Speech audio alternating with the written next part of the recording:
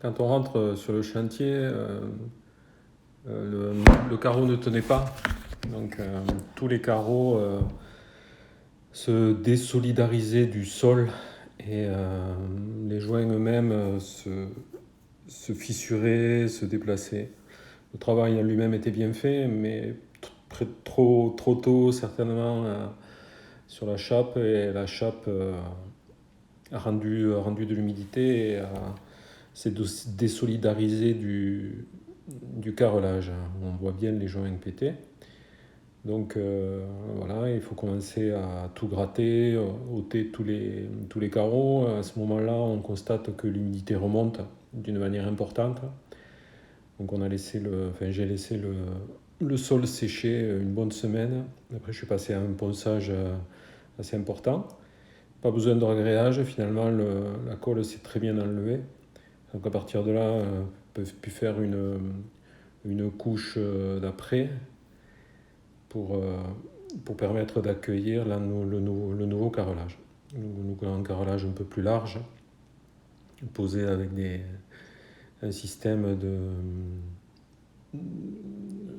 qui permet d'avoir un nivellement parfait, autant dans l'écartement que sur l'équilibre, et voilà, ce qui permet d'avoir un travail convenable.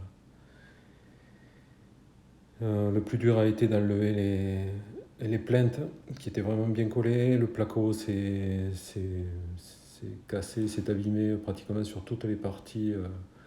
Donc on voit bien les reprises d'enduit sur tout le tour.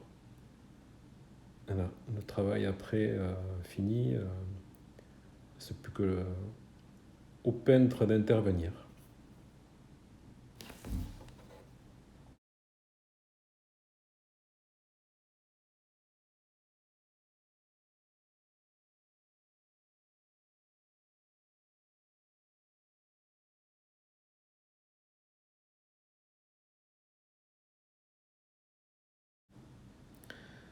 Là, à partir de là, il a fallu reprendre tous les angles qui étaient assez mal faits au niveau des jonctions de placo.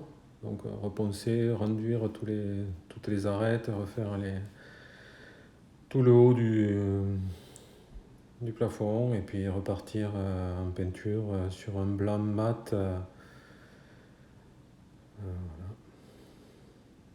Donc après sur les portes, un ponçage complet, démontage de tous les ustensiles et 2 couches de laque.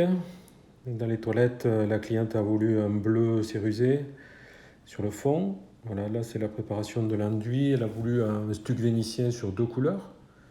Là on voit le passage de la deuxième couleur sur une des premières couches, sur la couche à l'eau. Là c'est le résultat final avant l'application de la résine. Ici c'est l'application d'un stuc à la chaux, 3 passes taloché, badigeonné de noir minéral. Voilà, pour faire une transition avec la cuisine dans laquelle la cliente a souhaité un béton ciré, fini vernis mat.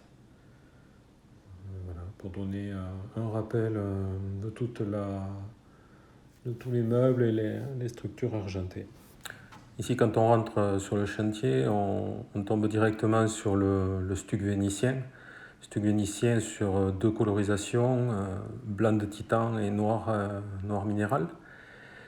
3 couches, 2 passes sur chaque couche, eau, huile et cire, voilà. Donc qui épouse très bien, qui est complémentaire du carrelage et s'associe parfaitement aux peintures murales et les peintures laquées des portes. Voilà. Le stuc est fini résiné, 2 couches, pour apporter du renfort pour éviter les chocs et le préserver dans le temps. Ici, on peut voir la réverbération et la luminosité. Là, on prend sur l'autre enduit, l'enduit de béton ciré qui s'associe donc avec ce bandeau de chaux en noir minéral. L'enduit est fait sur 3 couches, fini sur un vernis mat. Voilà.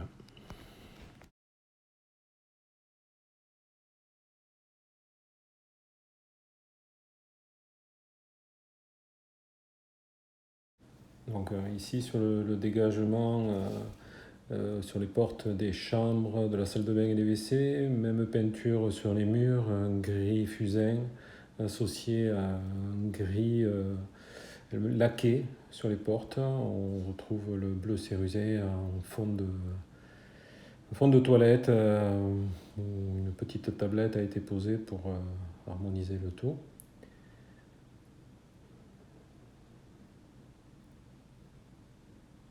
Voilà, tous les ustensiles des portes ont été démontés, poncés, nettoyés, afin de tout rendre clean.